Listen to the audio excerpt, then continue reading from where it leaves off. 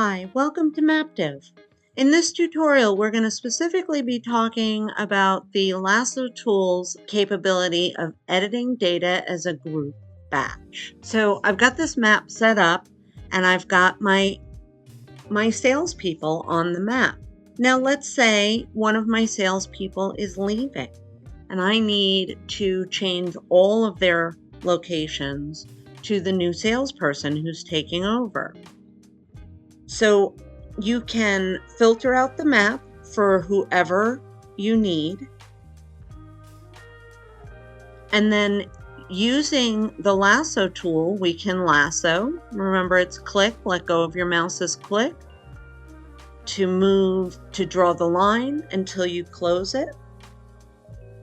Now, when we go in here, we're not going to see who it was because we're editing multiple markers. We're not going to have that data here.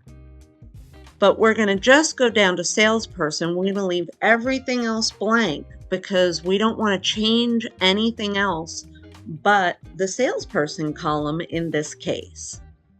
And now I can name this whoever I want. We're going to leave everything blank. We're not going to check any other boxes, and we're going to hit save. And what we're going to see is we're going to see that group on the map change now to new guy. We can remove the lasso by clicking here, and then you can go back to using your map. So now you've got all of these lines of data updated with your new salesperson.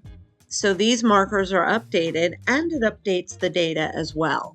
So that's how editing data as a group batch through the Lasso tool works. If you have any questions at all, please don't hesitate to reach out to us. Thanks for watching. Bye.